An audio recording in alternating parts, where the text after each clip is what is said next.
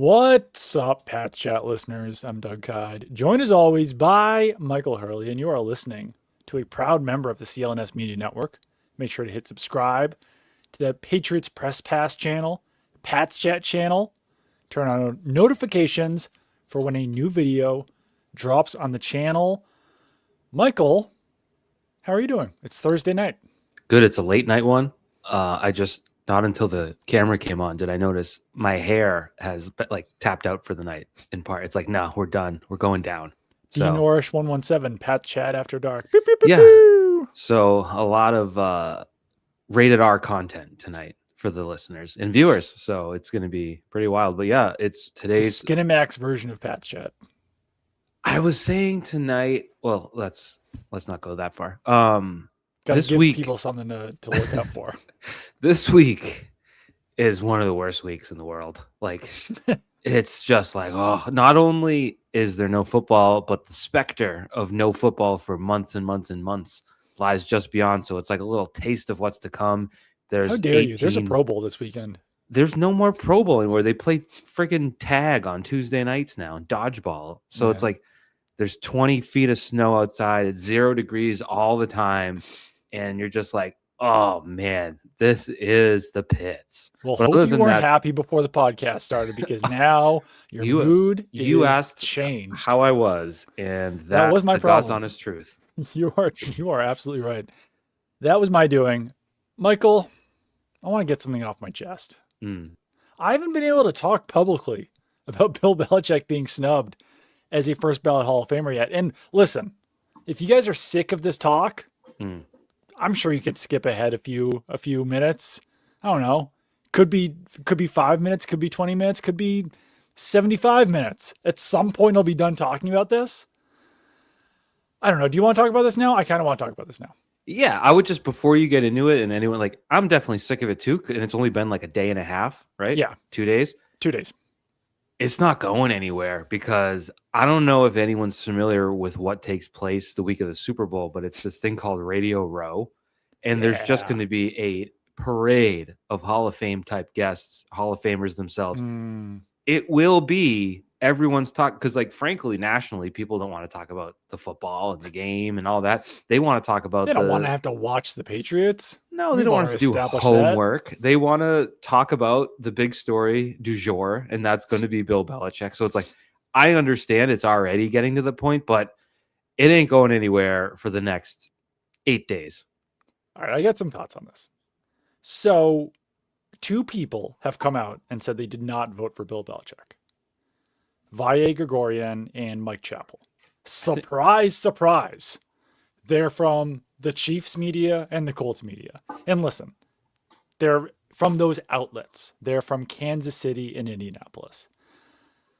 I'm sorry. Anyone who thinks that there is no bias among media members of a certain city, look no further. And listen, I'm sure they're both great guys. I think I've talked to Mike Chappell. Nice guy. But that's not a coincidence. It's not a coincidence that a Colts media member is not voting for Bill Belichick. And listen, nice guy, Mike Chappell. The way he wrote that he voted for Robert Kraft instead of Bill Belichick is, quite frankly, a load of crap because that didn't happen. He voted for Robert Kraft and 2 of the senior candidates over Bill Belichick. So it's not as if because he voted for Robert Kraft, he was unable to vote for Bill Belichick. He voted for Robert Kraft, who is deserving, and 2 guys over Bill Belichick, who is also deserving. And I'm tired of senior candidates in the Hall of Fame. Do you know the first year that Ken Anderson was eligible for the Hall of Fame? 85, I don't know. 1991. We were 5 years old. He has had an entire lifetime to make it into the Hall of Fame. No one needs to feel bad for Ken Anderson. Ken Anderson did not deserve to be in the Hall of Fame 35 years ago. And today, his resume has not changed. But Vaye Gregorian hated it so much that Albert Lewis, Otis Taylor, and Jim Tyrer didn't make it in the Hall of Fame as senior candidates. that he has said, I am only going to vote for senior candidates. So he's going to vote for Ken Anderson and Elsie Greenwood. Elsie, a name I've had to look up 5 times. All due respect to the and Greenwood. Roger Craig. Yeah. And listen, all 3 good football players, great football players. I guess Ken Anderson was a great football player. Roger Craig. He led the league in passer rating 4 times. Okay. Okay. They're hot shot. All right. So listen, like, this is what's so funny. And I'm just going to rant about this because it drives me insane. Like, there's been legitimate conversations of whether or not Matthew Stafford should be a Hall of Famer. And people are voting for Ken Anderson? Like, there's at least someone who's arguing against Matthew Stafford. But then there are people voting for Ken Anderson over Bill Belichick. Listen, we've lost the plot of the Hall of Fame. We've lost what it is. This is not some charity case where you have to vote for the guys who haven't made it to the Hall of Fame yet, who are in their 60s, 70s, and 80s, and one of whom has sadly passed away. Like, that's not what this is. You vote for who deserves to be in the Hall of Fame. And if these guys haven't made it for 35 or 40 or 45 years or whatever it is at this point, it's not that much of a crying shame if they don't get in. The Hall of Fame in general, the Pro Football Hall of Fame, I think there's people in it, and I'm not going to name any specific names. Ralph Hay. I think they would piss people off. Ralph Hay. There are people in the Pro Football Hall of Fame who were very good football players, great football players, that might not have gone over that dip into Pro Football Hall of Famers. Bill Belichick, however, not one of those people. And listen, if we're going to put any NFL owner in the Hall of Fame, any of them, then Robert Kraft has to be in there too. He's made how many Super Bowls now as an owner? 12? This will be 11. 11. And he's done it once now. Nope. 12. No, 12. 11. Yeah. 96. And then this is number 3, 10. So 4, 11. 7, 11. 11. 14, 16, 17, 18. It's 11. He's made 11 Super Bowls. And he made one of them with Bill Parcells as the head coach, and Bill Belichick was a secondary coach. So that was with Bill Belichick. This one's without Bill Belichick. So if there's any year to do it, it would be this year. Mm-hmm. And listen, I don't know. I mean, like, I guess I've ranted and raved enough, but it's not a charity case. You don't need to feel bad for the senior candidates because they've probably accepted well long ago that they're never going to be in the Hall of Fame. Like, Roger Craig was a one-time All-Pro. I'm sorry. Like, if people who watched him closely at the time didn't think he was a Hall of Famer, then why do we have to relitigate it 20 years or 25 years later? We don't. We don't need senior candidates. I don't know. It is what it is. I was just letting you have the floor. That was the Doug's take, and it's not wrong. Ralph Hay belongs in there. Ralph Hay got in over Robert Kraft last year famously because he held a meeting in his car dealership that led to the start of the NFL. So huge. Had to be in there. I just think what you're saying is right, and it's indicative of the process, which is a bunch of guys trying to outsmart each other, about a bunch of guys whiffing their own farts and telling you how great it smells. And it's a process. I think the positive of this absurd situation is a giant floodlight has now been placed on the ridiculous voting process. That is the case. You know, like why isn't Rodney Harrison in the Hall of Fame? Because he hurt a lot of feelings too. Like, there's no statistical case for him not to be in when guys like John Lynch are in. Like, there's so many cases, and this one, if you follow it closely, you know that. But this one is just, it lays everything so bare that there's no getting around the fact that it's preposterous. Right. There's 50 voters. They each can vote for 3 candidates out of the 3 senior candidates: Elsie Greenwood, Ken Anderson, Roger Craig, and then Robert Kraft and Bill Belichick. So they have to only pick 3. And you need 40. That makes it hard for a guy to get 40 votes. It shouldn't, though, when one is an obvious choice, and arguably that's the 2 thing. are Like, obvious choices. This isn't a game. They're not playing a game. They're voting for who they think is deserving of the Hall of Fame. And listen, I've got one more rant. I've got one more thing to complain about. Just one. I don't need a Hall of Fame vote. I think it's cool that people who are my peers get to vote for the Baseball Hall of Fame. That must be a really cool thing. I've never lived in a world where I've even thought that was possible. So I genuinely am not fighting for myself here. But I don't think there should be retired writers voting for the Pro Football Hall of Fame. It seems counterintuitive. Sure, they were around when these guys were playing, but so was I at this point, like the current candidates. So I don't think we need the guys voting to be like 80 years old or in their 70s. That's not necessary when you can become eligible 5 years after you stop playing. You do have to have seen L.C. Greenwood because his career ended in 1981. 1981, okay?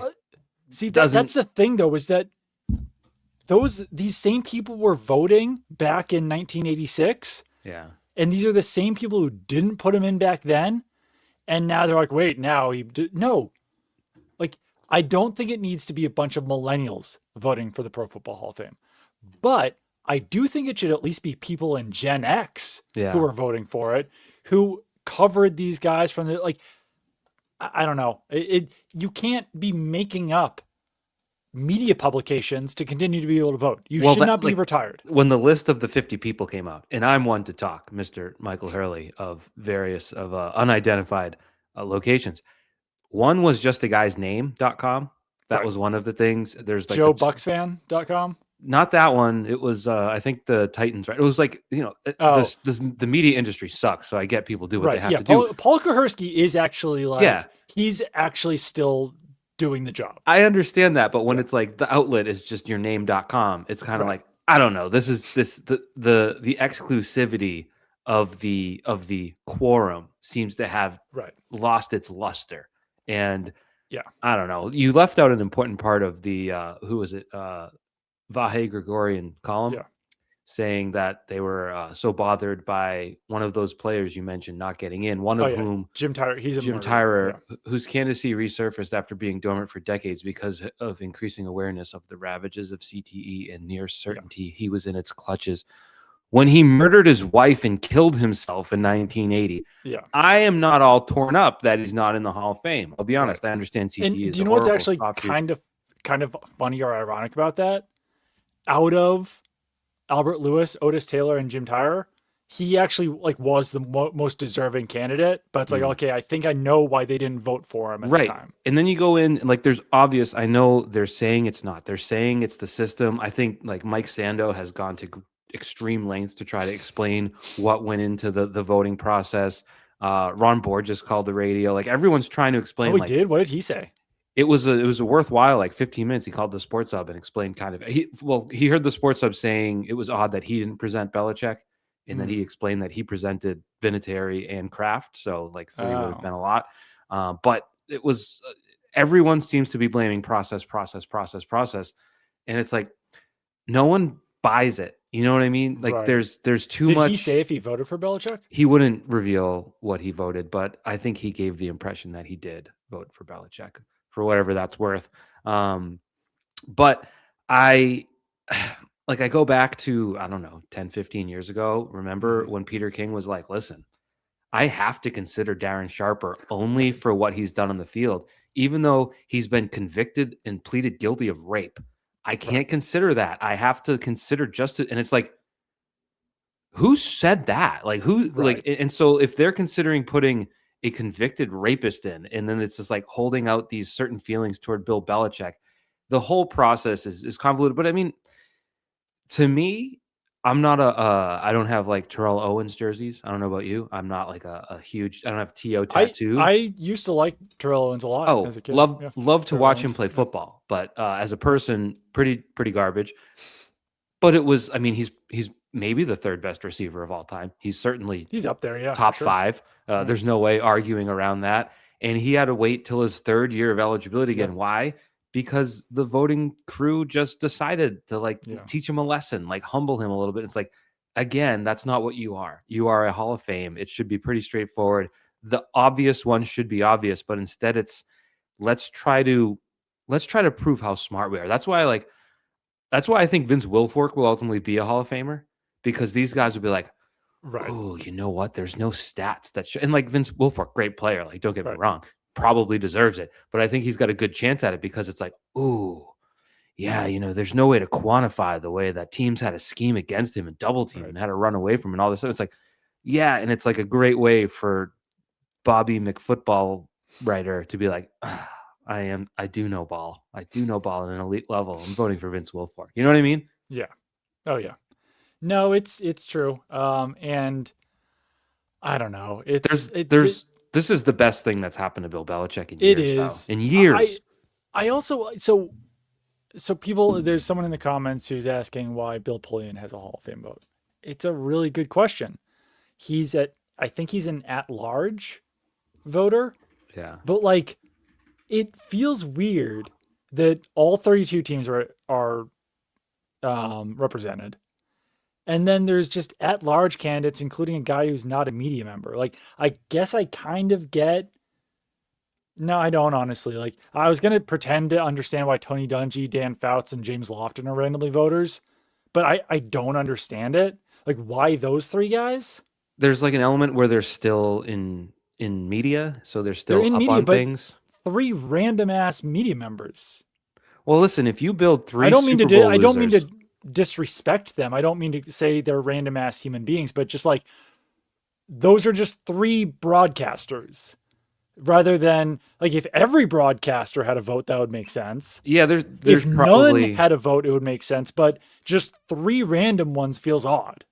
it's kind of tricky, I guess, with the process, because what you described, like, let's say, I don't know how many baseball Hall of Fame writers there are, but there's got to be 250, 300, right? Something or 200 something. Yeah. There's got to be a lot. Right. Like if you're a baseball writer for 10 years or whatever, you get to do Right. it. Or there's criteria.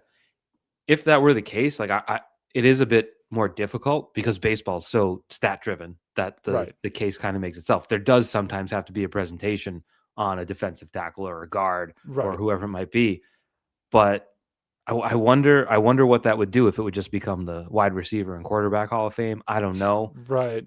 But maybe there could be a committee for some various, overlooked the thing players. Is, though, even if it is like a defensive tackle or a guard, all pro and Pro Bowl exist, Yeah. And those are flawed processes too, but it's a case for those guys. And if you accumulate enough all pros or Pro Bowls, you're probably going to crack the Hall of Fame case at some point. I don't know.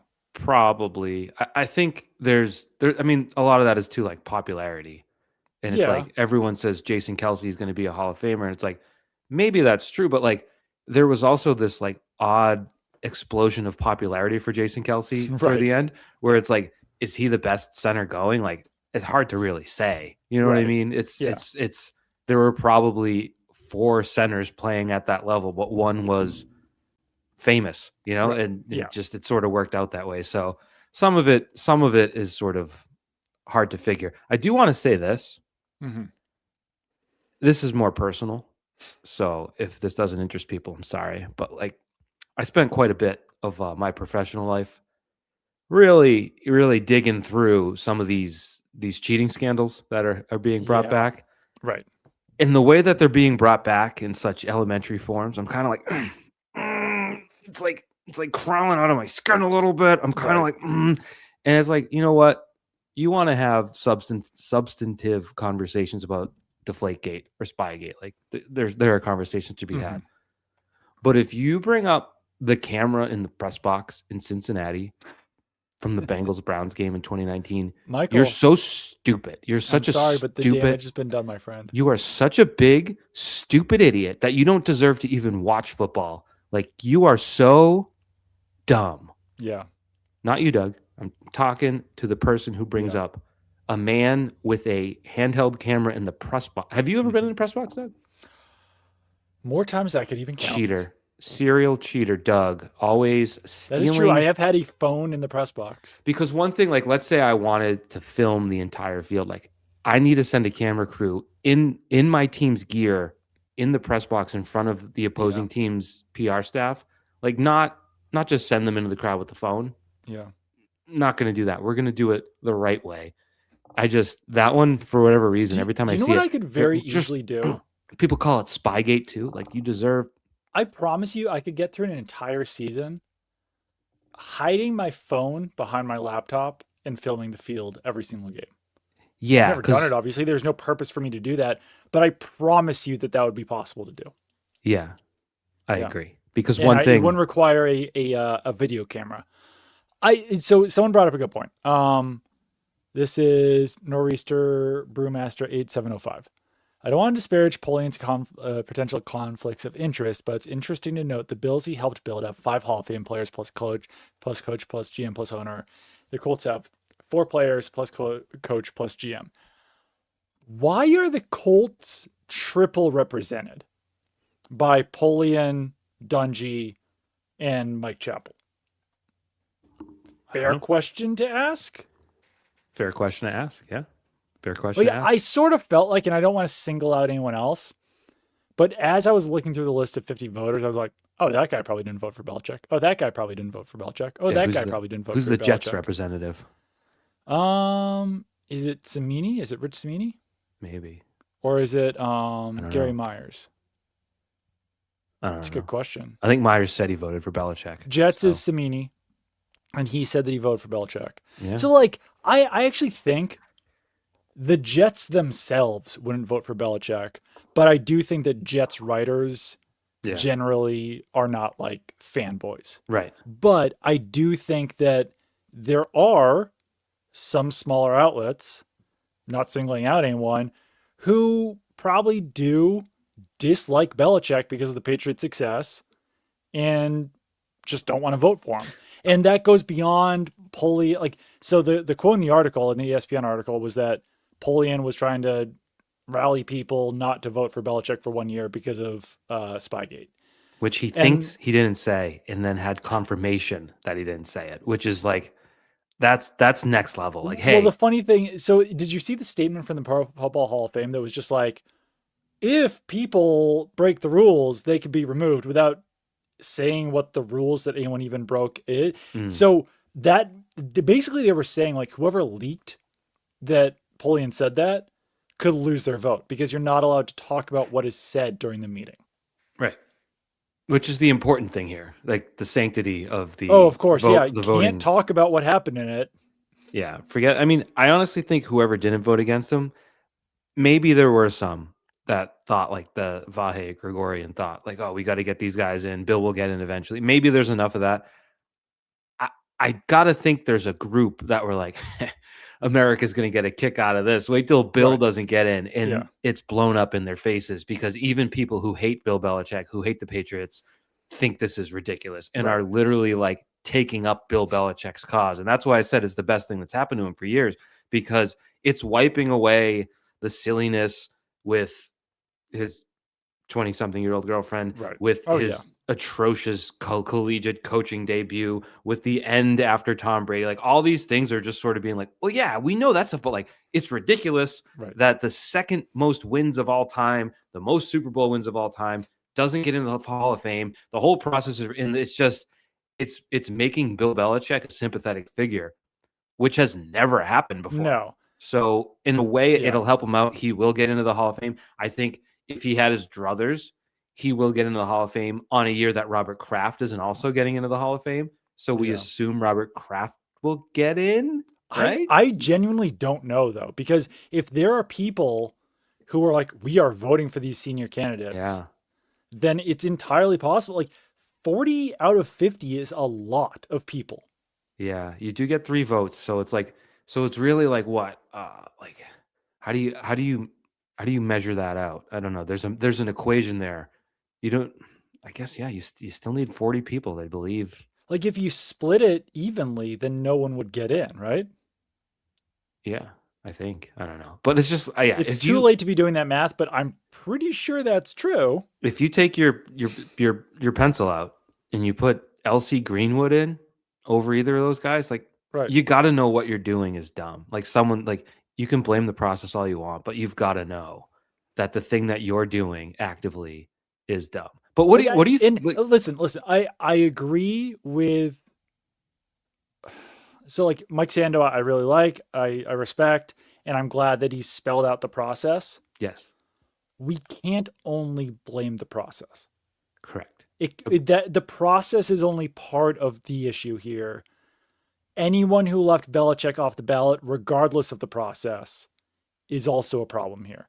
I agree that it's probably weird that you're splitting the modern candidates apart, the 15 of those, and then you're taking the 3 senior candidates and an owner and a head coach and splitting them off and them competing against each other. Is that ideal?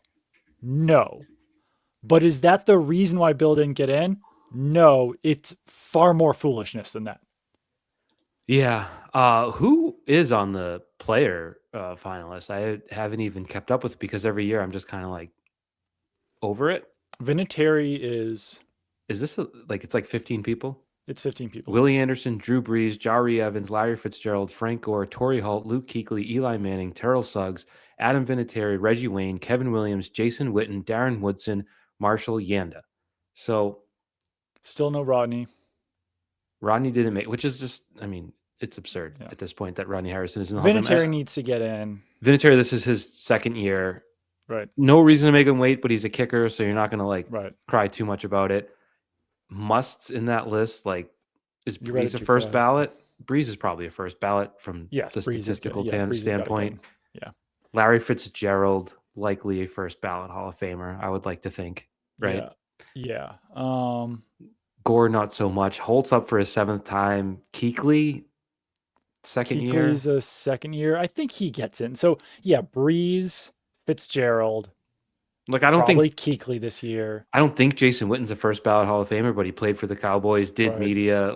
I bet he probably will for those reasons. If I picked, how many usually get in? 5? Should we pick I think 4? 5. I think 5 get in.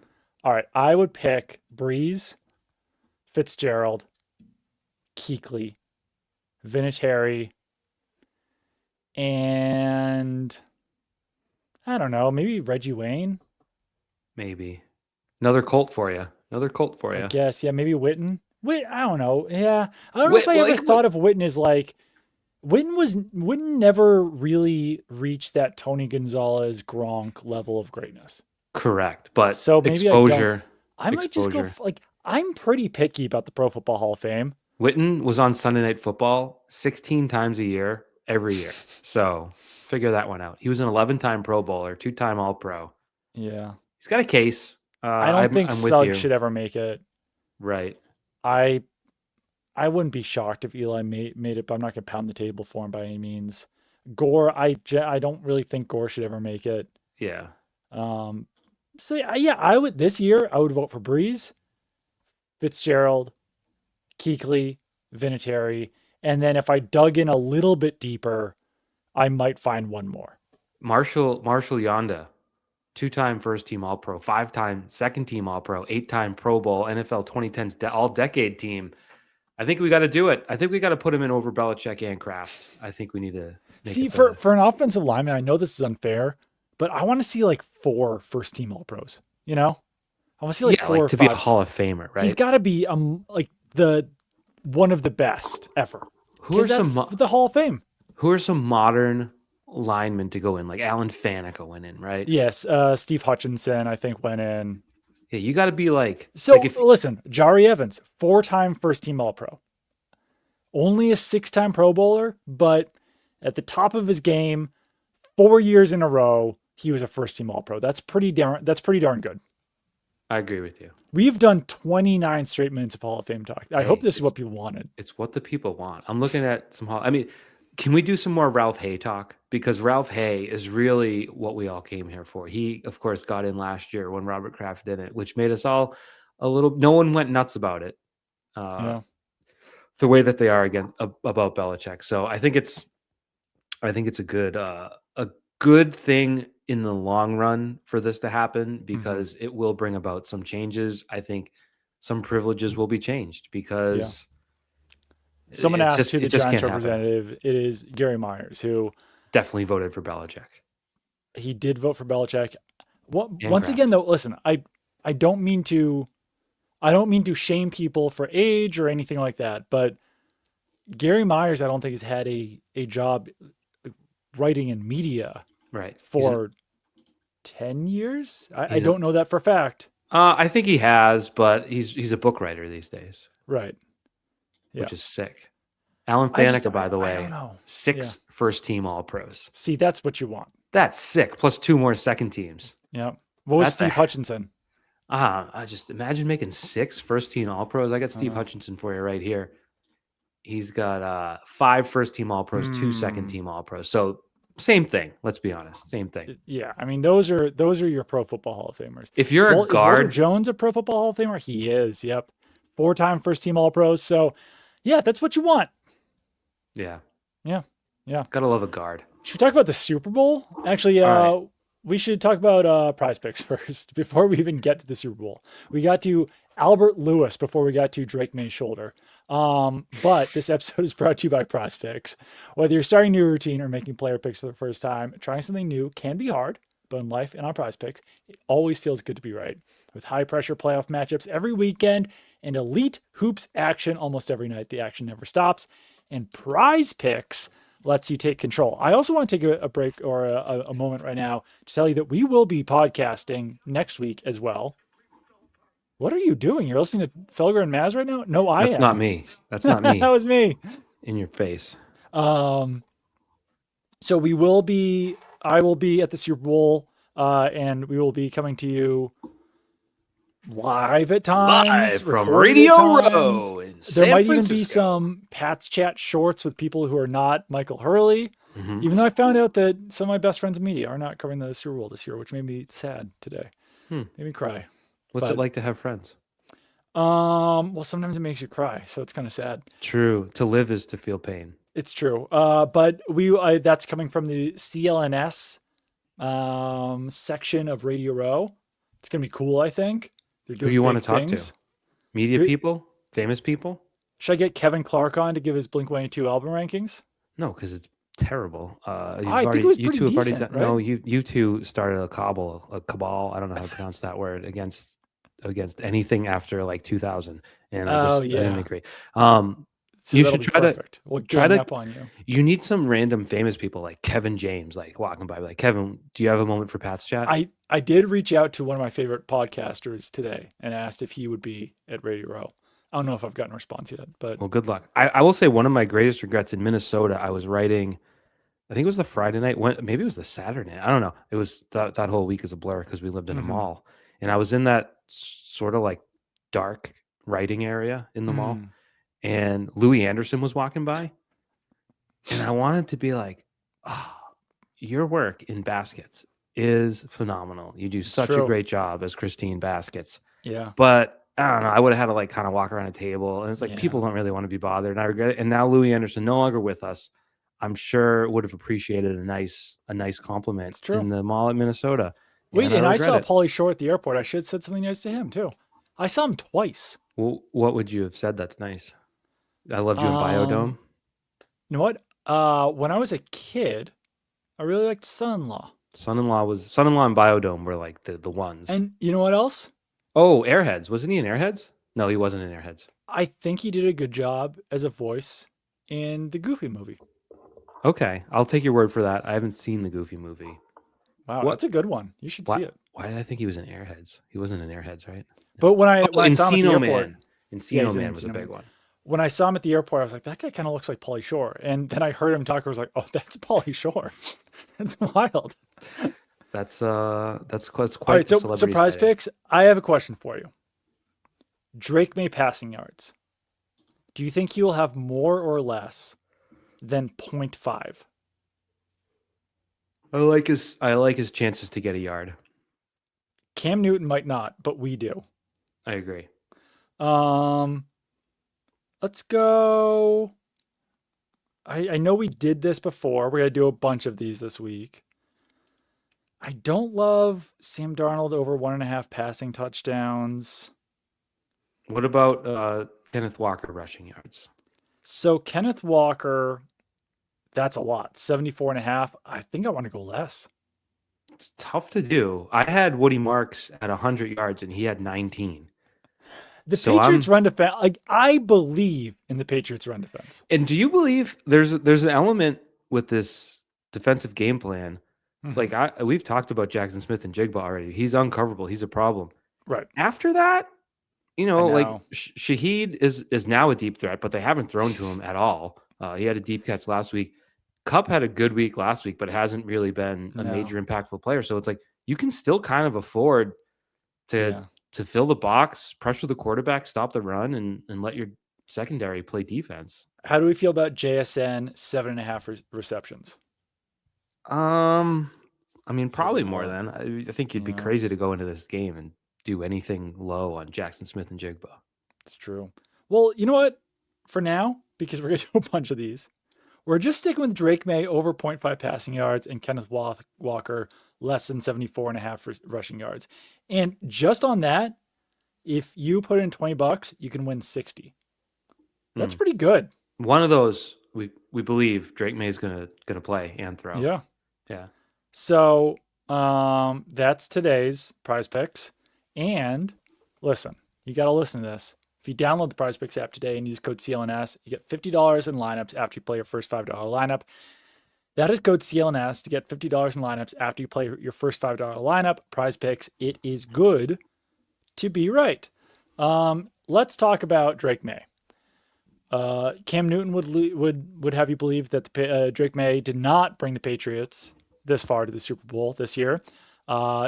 Cam Newton exposed himself for not watching a single regular season Patriots game by saying that. You're down on Cam. He got to you. And I found that video you sent me. At this point, like in the previous ones, I'd be like, well, he's entertaining. This one was just not. It's not. It's stale. Not at this point. It's not. It's stale. It's quite honestly, it's embarrassing. It's kind of lame behavior, I would say. I almost went harsher than that. I'll stick with lame for now. Yeah, if you see Cam out there, maybe see if he'll come on the pod. You know what? I asked if I could talk to Cam. Yeah. And he's gonna be very busy over the next few weeks. Yeah, watching film, breaking down the tape, the games that he doesn't watch. So yeah, I think that would be a pretty good interview. We got to get some controversial interviews out there. Like get someone that has something dumb to say and we can roast them, you know? I think that Cam would be a fun person to talk to about Drake May. I think it would be an interesting conversation for how all of this started. But he's very busy. I doubt it. I don't think so. But Drake May's shoulder. Drake May, obviously it doesn't matter if he plays in this game or not because the Patriots got to the Super Bowl despite him, according to Cam Newton. But he doesn't seem to be taking the shoulder injury that seriously, but he's still limited. Like it's still a thing. Mm-hmm. So credit to David Chow. He was right. Right-ish, right adjacent. I never actually watched the video, but I heard them like the full thing because I have things to do. I did. They played it on the radio. Did you see how he downplayed the pass to Hollins because it was a flea flicker and thus was schemed open? Yeah. It was like, well, he still had to physically throw the football 30 yards. I don't know that the scheme changes the physical mechanics of throwing the ball, but carry on. There were a couple of funny quotes that came out today that I think are worth sharing because I don't know, this is a relatively humorous podcast, I think. So Mike Vrabel was asked, I'm scrolling down to find it. Mike, have you been to a Super Bowl since the last one that you had appeared in as a player? Well, I did go the one time just so Stretch could get his award. So apparently John Stryker got an award. Then the follow-up question was, are you excited just to get back in the mix? And Mike Vrabel said, excited to be in the Super Bowl? Yes, I'm clearly excited to be in the Super Bowl. So those are the hard-hitting questions that Mike Vrabel is getting right now. And there was also one from Drake May that made me laugh. And that one was, trying to find it, are you surprised by all the conversation around your right shoulder over the last couple of days? No, I wouldn't say I'm surprised. I mean, it's the right shoulder of a starting quarterback on an NFL team. So I think it's pretty simple. So those were just two fun answers today, I thought.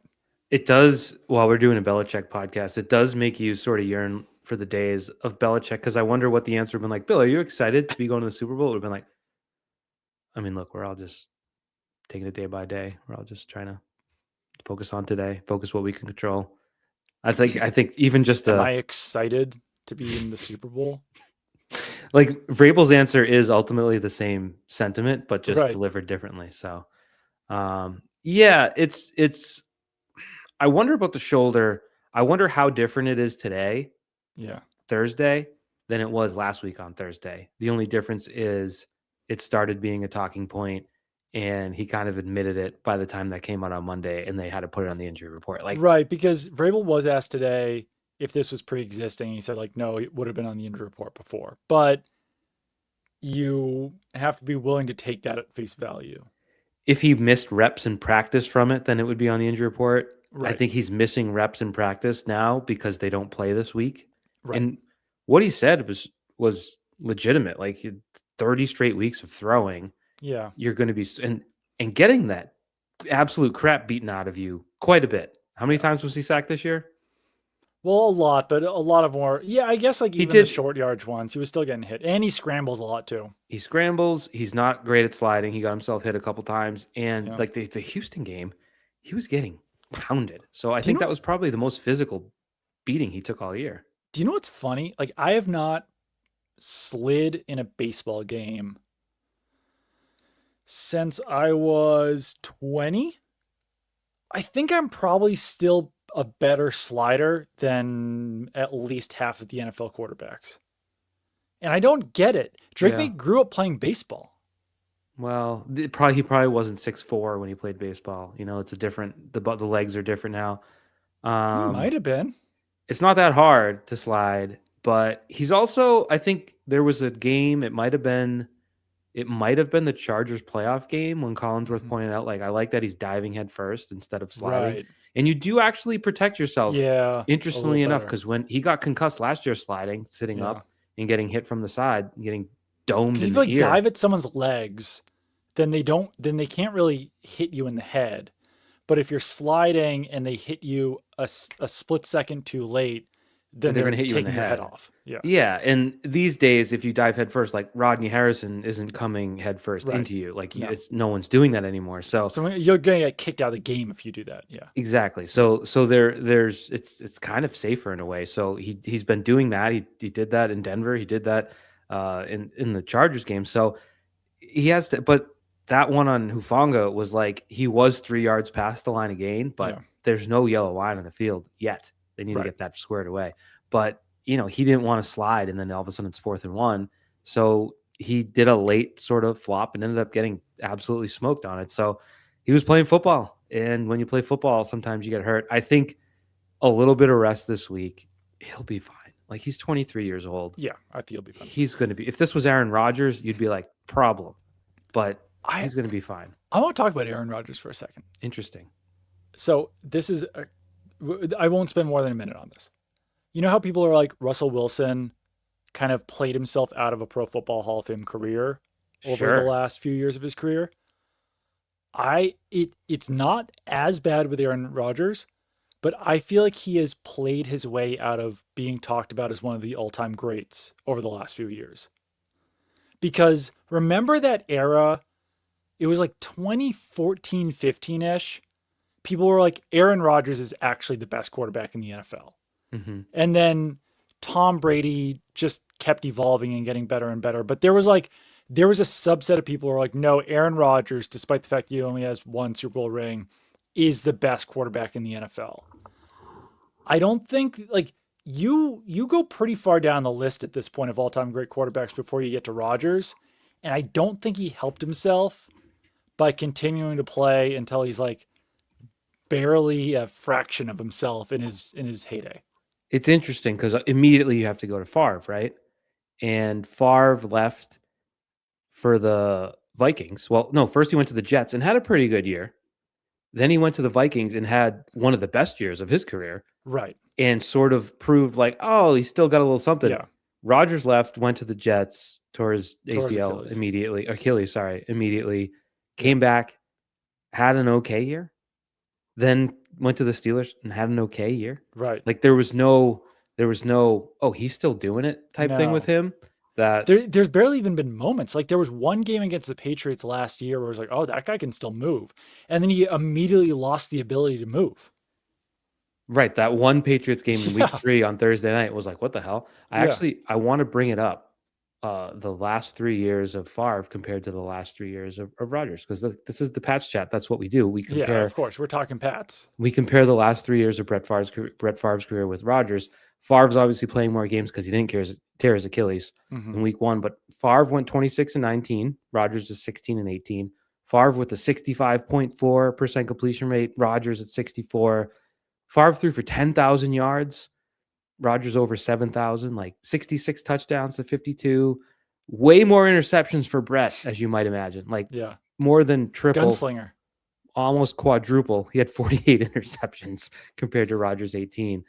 So, I mean, that helps the passer rating. But I guess just the highs were more peaky.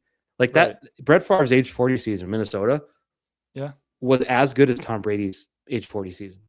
Right. Flat out, which is crazy. And Rodgers just hasn't quite done that. And this has been PAX Chat. PAX Chat. Yeah, we'll do some more. I think the Wilson thing is funny, Doug, because there was a time 11 years ago where Russell Wilson was about a yard away from being a back-to-back Super Bowl champion at age 24, 25 at the little oldest. Older, probably. He was old when he came out, but yeah, maybe 25. And it was like, man, this guy, I remember thinking during that game, like, I think he's an 88 birth year guy. So 2014 would have been 26. He is an 88. 2014, he was 26. So I'm like, geez, this guy's got 2 in his first 3 years. Like, he's going to be someone that could push Tom Brady's 3 Super Bowl championships, you know? Yeah. And obviously things went differently in the 2010s, but you're right. There was also a period, what year was it? Probably like 2017, 18, where the Seahawks were like, we are not going to have any offensive line. We're not going to have any pass catchers. Yeah. Well, we're just going to have Russ account for all of our yards. He's going to get hit. He's going to get hit every single play. And like, he was really, I thought, an MVP one of those years. Yeah. But no, he was a fantastic quarterback in his It has not prime. turned out that way in the 2020s. No.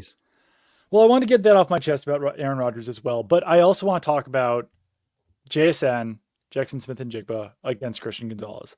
And just an aside, as another aside, when we were doing the prize picks, Rashid Shaheed, I will literally never think of Rashid Shaheed ever again without thinking about Al Michaels' call for his punt return touchdown. And that is Rashid what call? Shaheed. Was there really a call? Takes the punt as Rashid Shaheed is standing in the end zone. Yeah. You know what? I want a 30 for 30 or even like an oral history on what was happening on that play. Maybe Herb Street's dog came into the room and they were just petting the dog, you know? Did the monitor in the press booth, in their broadcasting booth, get like unplugged or something? Did it skip? Did it pause? Did someone hit pause? I don't know. Maybe the dog's paws were on his lap. It's possible. I don't know. It was Shaheed. It was memorable. You got to give him that. But I want to like kind of cut you off, and then you can make your point. Please. I almost wouldn't put Gonzalez on Njigba because it feels crazy. It feels almost like a waste because like he's going to get open, whereas like Gonzalez could go on anyone and that person would never be open. I know that's not great football logic and won't apply. But I don't know how you cover that guy. I really don't. Well, I think when he's in the slot, when Jason's in the slot, I'm assuming that Marcus Jones will probably stay on him. That's a bad matchup. Like the Patriots really don't play a ton of man anyway, so I don't think they're going to shadow JSN with Gonzalez, but I think that in third down, critical situations, Gonzalez will be on JSN. And I think it's the right matchup because both those guys are just physical freaks. They're both like 6'1", but move like they're 5'10". Yeah. So it really is a really fun matchup. Mike Vrabel said last week after the AFC Championship game that he's seen a different Gonzo since the Ravens game. Christian Gonzalez like finally acknowledged that today, that yeah, maybe like he has locked in a little bit more. And it's also just a really fun matchup because those guys were drafted 3 picks apart in 2023. And Okay. What has more value? A top. Okay. Well, first of all, JSN. Where would you rank him among current wide receivers? 1 or 2. It's him and Puka, in Really? my opinion. Yeah, like they're Him and just two who? guys. Him and Puka? Puka Nakua. Like everything you throw at Nakua gets caught, whether it's even close to him. And Njigba just has sort of that. I don't know. I call it like an Antonio Brown knack for just he's so good at catching the football. It's like there's taller guys, there's bigger Right. guys, there's faster guys, there's stronger guys, but some people are just elite at catching the football. And I think when you match that with his route running, I think he's a top 2 guy, to be honest with you. So you put him and Puka over Jamar Chase and Justin Jefferson. Yeah. Jefferson's a tough time to ask because he had literally Doug Kyed and Mike Hurley throwing him passes this year. So, but yeah, I do. And they were the 2 best guys this year. And that's what you were talking about. So it's true. I mean, so, and then where do you put Christian Gonzalez among NFL cornerbacks? Well, I think Surtain's better than him. Yeah. He's probably, it's tough because in that ESPN thing, wasn't he like 8 or 9? Maybe, but that feels like at this point, like, I know. given his playoff, I know he I gave up the pass to Mims, but like he's got to be higher than that at this point. I'd say he's top 5. It gets difficult. I know like Stingley's very highly rated and right. has given up touchdowns to Kayshon Boutte in big moments. So right. Everyone gives up touchdowns. Yeah, but he's elite. Is he so top 4, 5, 6? I don't know how you weigh that out. So I know this is a tough conversation because the Patriots did the right thing in that draft. They traded down and still got Christian Gonzalez. Yeah. The Commanders took Emmanuel Forbes in front of him. So the Patriots were able to trade down to, I think, 17, still get Christian Gonzalez. But is a top 4 to 5 cornerback better than a top 2 wide receiver? Probably not, right? No. And we did do this the other day because I know. Probably like 2 weeks ago. Yeah. The development aspect is a big factor. I think you get drafted by a team and an organization that just had Tyler Lockett for all that time and like sort of had it be the same. Well, I don't know. The Patriots had a pretty good lineage of slot receivers. So and maybe it could have. Troy Brown was on the coaching staff. Like maybe he could have developed into that here, but I don't know. It filled a need. I don't like. You'd never look back and regret. You would never say they did the wrong thing, but it is tough when you see JSN 3 picks later. It's not. I think to answer your question, just generally, like a wide receiver is more valuable than a corner, and especially in today's NFL. Like, in most sports, like good offense is going to beat good defense. I think it's to the point where like you can't possibly criticize the Patriots for what they did. They made a great pick. They made a great trade. It was a fantastic process. So you cannot in any way say like, oh my God, how did they not take JSN there? But in a purely, if you're doing a 2023 NFL draft redraft, JSN goes above Christian Gonzalez. And if you search Doug Kyed, Jackson Smith, and Jigba, you'll find tweets of me just fawning over his combine footage from the year because like he moves as quick and suddenly as Julian Edelman, but he's 6'1", 200 pounds and can do so much more than that. Like it's really crazy watching him on film just because he is so smooth, quick and sudden, and his hands are just so perfect for catching the ball. Yeah. It's funny. I checked. He was the first receiver off the board at 20, which feels like something that could never happen in the modern day. It's because he missed that season. I know, but no receivers. But he was so good the year before. I know. And you had this is like there was this clump of receivers there. You had Njigba 20, you had Zay Flowers 22, and then in between was Quentin Johnston, who I thought once he went to the Chargers, I'm like, he's going to go be a Hall of Famer. Yeah. And he has not clearly panned out. It's important to know how to catch the ball. It's a factor. It is a factor. So like you talk about actual, if the Patriots were in that group and ended up with Johnston instead of Flowers or Njigba, then you could probably rue it. But yeah, I don't think it was a slam dunk, and the fact that he went 20th is probably a good indicator of that. I do think when it comes to the strategy, even though what I just said, I was being a little facetious, like why bother covering him if he's going to get open? In a best case You're scenario, being a little scamp. I was being a little uncouth. I was being a little facetious. But let's say best case scenario for the Patriots, Gonzalez covers him and covers him well. Yeah. The Seahawks are screwed. Like they don't throw the ball elsewhere, even just this playoffs. Like how many catches did Kupp have last week? He had right here, he had 4. Right. So I don't know. That felt like a lot for Cooper Kupp. Like they don't Yeah. usually give him 4 catches. So in the playoffs, Smith and Jigba has 13 catches, leads the team. Next is Cooper Kupp at 9. Next is the running back, Kenneth Walker, with 7. And then it's another running back, George Halani, with 3. And then Jake Bobo has 2 catches. Tight end A.J. Barner has 2 catches. And Rashid Shaheed has 1 catch. And that's it in their 2 games. It's like they are very much reliant on Smith and Jigba. And rightfully so. He pays it off. But I guess if you do have an elite corner who can do a decent job against him and hold him to like, I don't know, 4 for 60. Yeah. The Seahawks are screwed if that happens.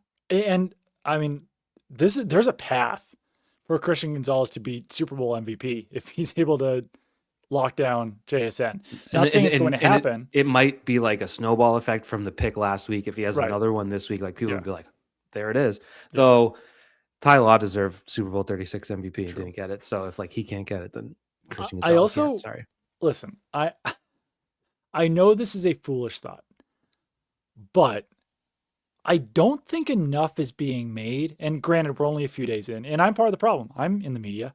And maybe I'm not paying attention to or listening to the right people. I don't think there's enough being made of the fact that Sam Darnold is facing the Patriots in the Super Bowl. Yeah. Like, when was the See and Ghost game? Was it 18 or 19? I want to say it was the year, I think it was 19. I think it was the year they got like Sanu and all that. Like, that's it. It's just crazy to think that's the same person who's now playing the Patriots in the Super Bowl, and people are not just outright being like, ha, there's no way he can beat the Patriots. He's 0-4 against Patriots. It was 2019. He's also just completely, it's a testament to him and to his coaching that one human being is treated and felt about so differently today than he was 5 years ago. Yeah, it's is he susceptible to losing this game for the Seahawks? Yes. Is he good enough to win the game for the Seahawks? Yeah, he could win the game. Is he great enough to carry them? No. So it's like there's the element. I was thinking about this earlier. You have 2 teams where really like they generate their rush from inside out. You know, like they're better up the middle. The Patriots have a quarterback who can run away from those guys. Right. Darnold, not really. Like, and if you can rattle Darnold's cage, and even if you can't cover Smith and Jigba for 4 seconds, but if you can cover him for 2.5, 3 seconds, and you have Milton Williams and Christian Barmore moving Darnold off his spot, taking his eyes off the field, so he has to run for his life. Like, I think that is the path to victory. It's if it were like, not to discount edge, but if you can have a clean pocket and the edge rusher whizzes by, like a veteran NFL quarterback is going to be okay in that situation. Right. If you rush any quarterback up the middle who isn't like Michael Vick, it's going to cause problems. Yeah. And I think for Darnold, like we talk about the May injury, like Darnold has been injured for weeks now. I don't like that's where I look at it and say, if the Patriots are going to win, it's going to have to come from the middle of their defensive line. Like it's going to be Barmore and Williams, and then everyone else follows suit. It's I don't know. I mean, I'm quite honestly, I've been somewhat bad at predicting this Patriots team, even though I keep picking them to win. I'm still like, I don't know if they can do it this week, and then they keep doing it. And I think that there's the possibility that can happen again this week. And part of it is just like Mike Vrabel's a terrific leader, obviously, but also a guy like Milton Williams just like won't let the other team win sometimes. Like he's just got that sort of mentality.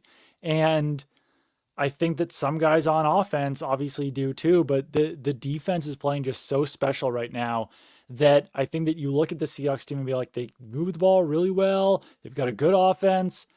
That could all come to a crashing halt this week against the Patriots defense. They've been that good. And for some reason, people are not taking them as seriously as they are with the Chargers, the Broncos, or the Texans, or even the Seahawks. But They rank that high. If you include postseason, they rank, I believe, higher than the Seahawks defense overall this season in like EPA per play and stuff. So they've been terrific. They've been really good, and I think they're going to play well again this week or next week. Yeah. They'll probably play well this week, but that's just practice. It is definitely, for all the Christian Gonzalez talk, the biggest I got one more thing to say. the biggest week of his life, because Yes. I don't know that a corner's going to win Super Bowl MVP, but I think people like you and I might talk about it like he was the MVP. Right. If he can Smart limit people like us who like to sniff our own farts. exactly ball knowers, we don't go by what the real awards are. Which, by the way, I'd like to get into Super Bowl MVP voting. That's always been a little bit of a dumb procedure, if you ask me. Player who does vote on it? I think it's people covering the game, and they have to submit their vote like in the press box. It's digital now. It used to be like paper. I want to say someone would come around and collect paper from like 20 voters. Oh, I bet okay. Because I was like, I've never done this. No, I bet if you ask around, there will be some people around you that have voted. Interesting. Like, I don't know. Like, I bet Curran has voted for a Super Bowl MVP. Like, they must go around and ask. There is someone though. Let's say Milton Williams goes in a little too hard on Sam Darnold, and Darnold goes, "Oh, my oblique!" and the oblique just shreds, and he's got to go to the sideline. There is a quarterback who has beaten the Patriots. He's 1-0 in his career against the Patriots, and his name is Drew Lock. You might forget this, non-ball knowers, but the Broncos came to Gillette during COVID, and who was their leading that leading receiver? Was it Tim Patrick? Was just like tearing it up. They won 18-12.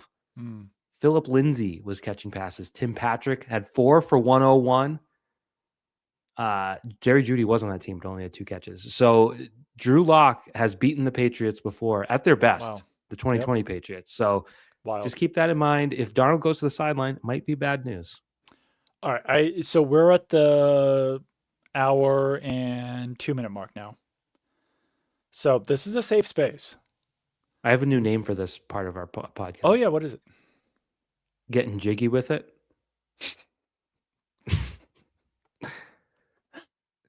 After an hour. Is that get in jiggy with it or just? No, just getting jiggy with it. It's an homage to Will Smith, a great musical artist. Great musical artist who's known for nothing else. You know what's funny was during the slap. Did I already say this? I thought I might have said this recently. During the slap, he was like canceled. Like, super canceled for like months and maybe even a year. My kids watched the live version of Aladdin like every day. I'm like, really? Will Smith's fame is thriving in this household, and like they have no idea about the slap. It was just kind of funny. We have to put that on then, because I don't know if we've watched that film yet. Not maybe my tomorrow. favorite. Maybe during pizza night. Okay. Anyways, you had a point. The patches on the Super Bowl uniforms. Okay, so the Patriots have now the Super Bowl patch, which I'm going to say it, annoying colors. Doesn't belong on a uniform.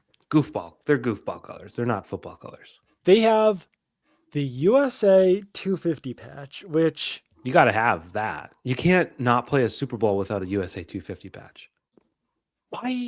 So I understand that they're probably going to try to make the USA 250 thing as big as the bicentennial in 1976.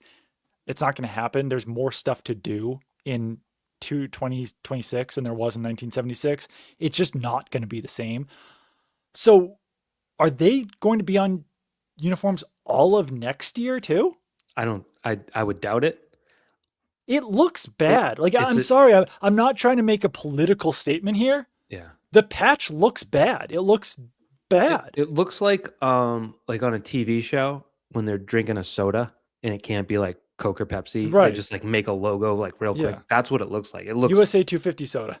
It looks garbage. It looks like a fake race in Cars, the movie. Speaking of Disney movies, I'm looking at it now.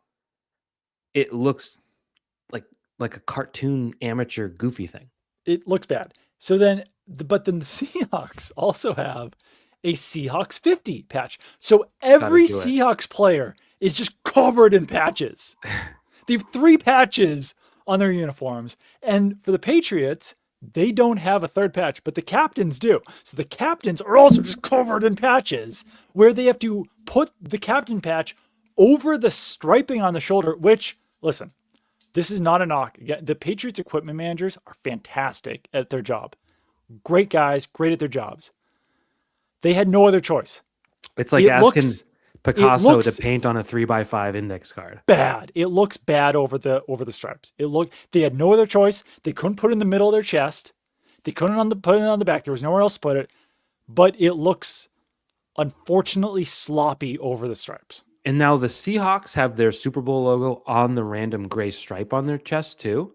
Right. Yes, which almost camouflages a lot of it, which is probably it's like a fourth patch. It's probably for the best. And then the other side, it says Seahawks. I think it's messy. It's sloppy. I think it's too many patches. It's just simply like you're supposed to have your jersey with a Super Bowl patch on it. Like the USA 250 thing is wild and like it's irrelevant when you're watching the football game. You don't need a constant reminder that the country you're in is 250 years old, like at all. Like it has nothing to do with anything. It's truly not necessary. It makes as much sense as like a USA 249 jersey last year. Right. Like the country we know when it started. Right. Not needed on a patch on a football jersey. So definitely something we'll never get over and is a big deal. And I'm glad we talked about it. So the Patriots are wearing their white jerseys. Because they went 9-0 on the road this year. Yep. They've done most of their Super Bowl winning in white, right? Oh. 36 they wore blue because Kurt Warner, I remember wearing the white. They wore blue in that. So then they wore blue 2 years later against the Panthers, and then they would have worn white against the Eagles. So that's 2 blues, 1 white. But then 14 was white. 16 was white. Okay. 18 was white. No. Yeah, 18, I believe, was white. Super Bowl 53. I think I think I remember the Rams in blue. Yep, it was white. So that's 4 out of 6 were white. Yeah. Wait, I don't know. Robertville says the Patriots are undefeated in white. Were they not wearing white in 2017? I guess not. 52, they were wearing white jerseys. That's what I thought. But undefeated wearing white when their best cornerback isn't benched for the whole game. So they were wearing white in 52. 53 then they were in white again. Yeah, the Eagles must have chosen. I don't know. They choose white. I think it's a good choice because I think the Patriots blue jersey, I've said this before, arguably the Patriots worst. Must have chosen it in 17, they chose, right? Oh, yeah, I don't know. You're kidding. They switch every year, right? What's it this year? They switch every year, yeah. This year's odd. No, you're right though. I mean they've got good, yeah, I mean the blue jerseys I think are the worst in the NFL. Like they look incomplete. You know what? I like the blue jerseys and gray pants. The pants help, but just the jersey, just like the random stripe that goes to nowhere. There's no it just looks like a practice jersey. The white one at least looks like a road jersey. I think Pete red would have been a bold choice. They also lost Super Bowl 31 in white. Yes. That different era, different jersey. Different. Well, this one's so different. are all too. the ones that we're talking about. I know, but I like the all whites though. I like the all whites more than. I don't know. They've never done Patriots that. Uniforms are actually growing on me. Not me. Red would have been a bold choice. How about what if they had picked the rivalry ones? That I don't know that you're allowed to do that, but it would have been pretty funny. Everyone like, who's playing in the Super Bowl?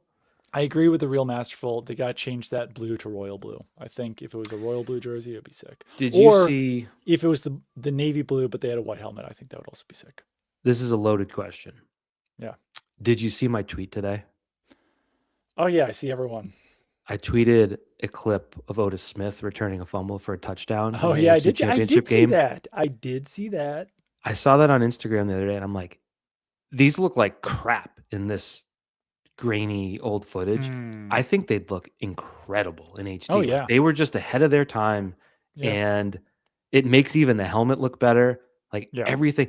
Now that video is insane because Otis Smith scores a touchdown, runs toward the stands. There's like ice everywhere. Ty Law's slipping. You could see his whole back seize up. I'm like, this is a different era of NFL football. But pads are huge.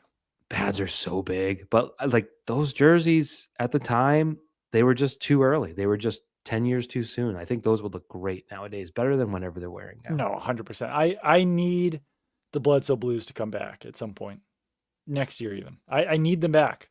I know that they probably look at it as like, oh, wasn't that great of an era? Listen. They like the red ones. That was a terrible era. I know.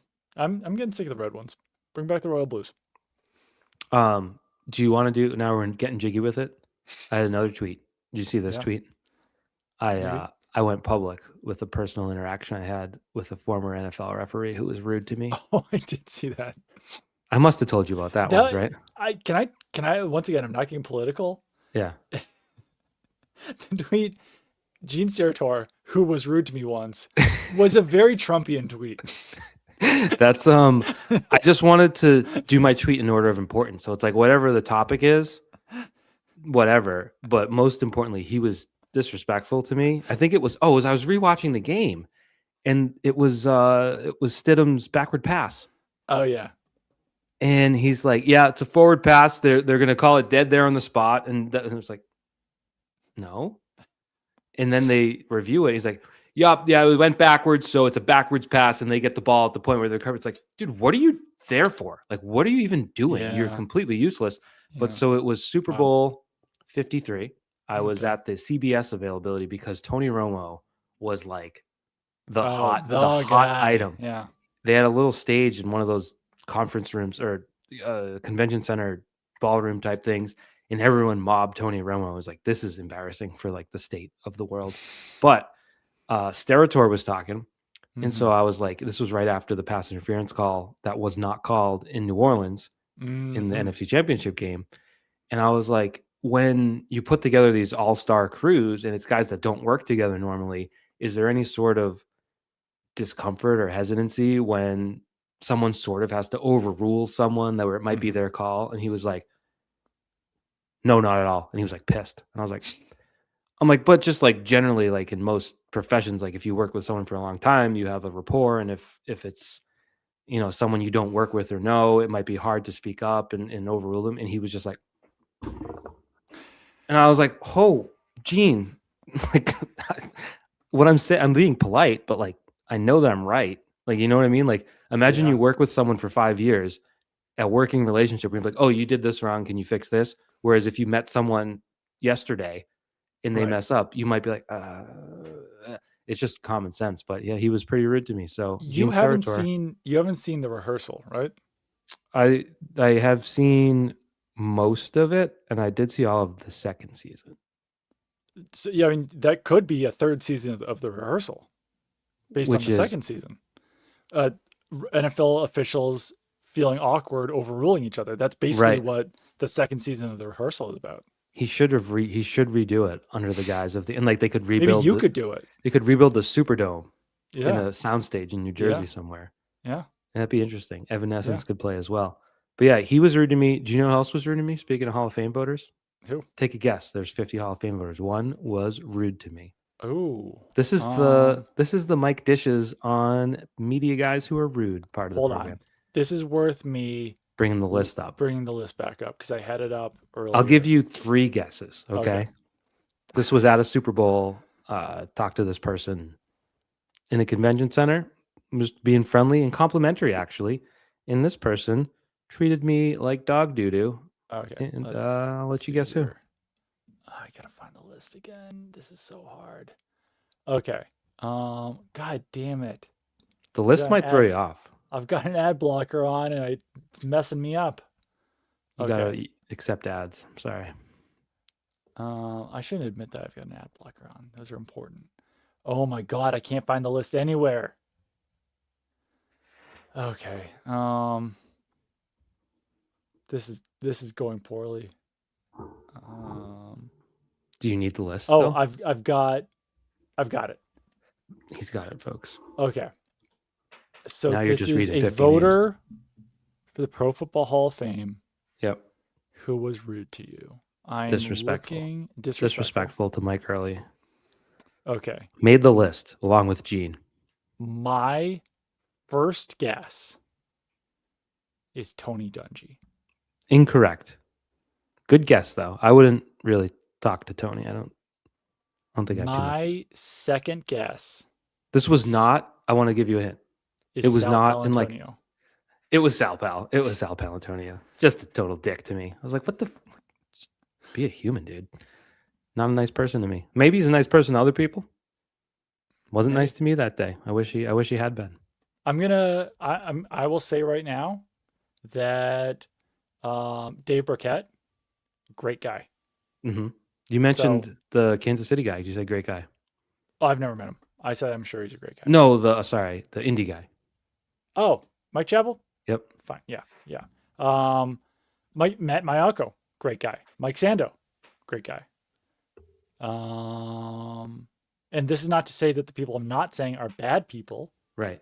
It's I not just like that. Lindsey Jones, great person. I met Ron Borges. He was nice. I don't. I know a lot of Patriots fans don't like him. I've like existed with Ron Borges but I don't think we've ever had a specific conversation. Yeah, he was nice. All right, most people you meet in our business are nice. It's true. It's rare when people aren't nice, and if they're former referees, guess what? Not nice, apparently. All right. I wonder if Terry McAuley would be nice. He tweets a lot. Have you noticed that? Yeah. And he gets in the weeds. He's fighting people, yeah. like almost like Twitter 1.0. Right. Yeah. Like you almost expect him to like have his response, then type the words RT at so. Like, God, remember when you used to do that? When you used to have to? I think we're probably weeks away from having to do that on X, the Everything app. It doesn't work half the time. Yeah, it's well, I don't know, but I would always mess with people. I'd be like, dude, no, you're not. RT at Doug Kyed. I'm a big dumb idiot. And it was like, there's nothing you could do about it. You just got roasted. You got absolutely roasted. So do we have anything else? I don't think so. I think my mind is basically preoccupied with football and not a lot of nonsense in this brain right now. And you're traveling Sunday? For now, we might leave Saturday. Because of the weather? Because of the weather. You told me the other day it was gonna miss us, but I think you might have been a big liar pants. Well, it's still looking. I trust my former BZ colleagues the most. I trust Eric Fisher. I trust Jacob Wyckoff. I trust that crew. And I'm seeing their maps. It's like 1 inch to a coating on the coast. I know it doesn't sell, the way that the Bombo Genesis foot does. Yeah. And I think we'll find out for sure tomorrow. But I'm feeling good. Well, my wife might never leave the house again if it snows 2 feet again. Although she did, you know what? She kind of learned how to shovel during the last snowstorm because I was gone, and it was like a live or die situation, Yeah, you kind of got to. I live on a main road and I have like a U-shaped driveway, like a macaroni noodle. Yep. And I pull out. I know what a U looks like.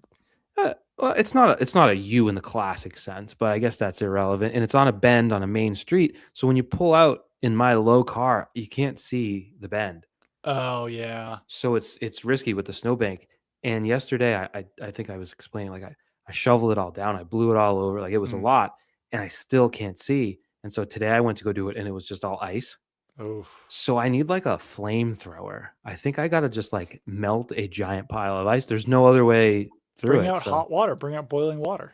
I think I'm just gonna make ice. Like I don't know how much boiling water. It's gonna be really cold tomorrow. Throw the boiling water up in the air like you did before. I almost hit myself in the face. Yeah, don't. But I'm an athlete, so I avoided it. But yeah, I don't know. It's we cannot afford another foot to go back. It's truly like, weren't we talking about this the other day? It's truly a repeat of the last time the Patriots played the Seahawks. Just it's pretty crazy. Snowbanks everywhere. Like you can't drive, you can't park, you can't get anywhere. Schools, those are fun. So well, last time the Patriots played the Seahawks in the Super Bowl, I covered it alone at Nesson. I was the only writer there, so I think I was writing about 19 stories a day. I don't think that's my plan this week. So that's good. That's better. It's a plus. I remember I walked on the field, and first of all, how many times have you been on the field post game for a Super Bowl? I don't know off the top of my head. 3, 2? I've done it 4 times. And every single time, it's like, not in a corny sense, it truly feels like a dream. Yeah.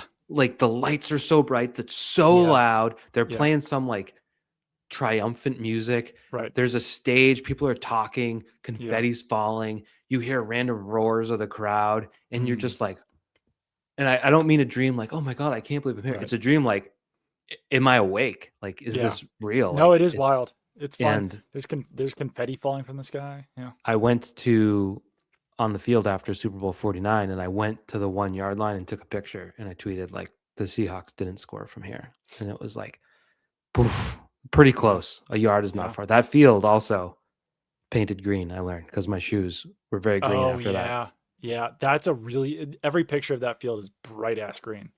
They paint it very well. I think the Yeah. Broncos painted very well last week. Like if you look at all the Patriots grass stains, they're not True. grass colored. They're Sherwin-Williams. Right. But anyways, Doug, I hope you have a nice trip. One more thing. Oh, That the piles of snow are an issue right now because when I pull out of my street, I'm like, I don't know if there's a car coming left or right because the snow piles are just too big. you know what? We did do this. We podcasted on Tuesday. We did this. This is now our brand, Snow Chat. Yeah.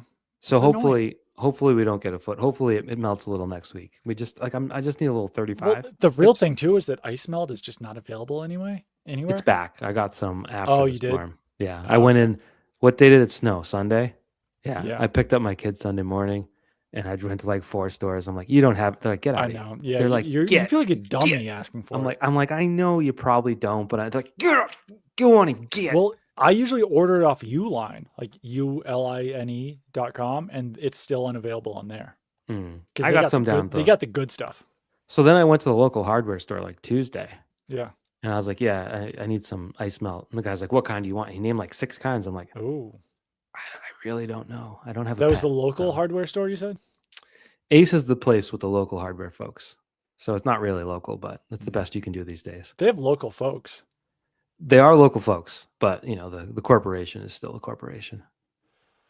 All right. We're going to talk to you guys again probably Monday. early next week at this point. I'm going to have that cool setup on Monday.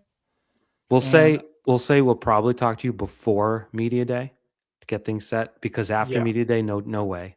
Going to be too late on the East Coast. Yeah. You're going to be writing all the stories. But all the stories that are fit to print. And then media availability starts Tuesday. You have Tuesday, Wednesday, Thursday. Yep. So this time next week, I'm going to be done pretty much before the big game. You know what was great that they don't have anymore is, remember the Friday coaches press conference? Yeah. That was great. It was they don't have that. They do, they kind of do the Monday night sort of stage thing, which maybe Monday on our podcast we can do some stories about the best and worst moments we've had at media day. Because I texted you the other day, like the Phoenix one was a major a nightmare. That was a fire hazard, like especially the Seahawks, because it was later and like more people came. Yeah. And it was on a basketball court. It was just simply too small. So cramped. It was crazy. Like they used to have these on football fields and now we're on a basketball court. Like I left during the Seahawks because like to get from here to there took 10 minutes. Yeah. It was bad. It was real bad. So maybe we'll do that Monday. We'll tell some stories. Sounds good. All right. We'll talk to you later. Goodbye. Bye.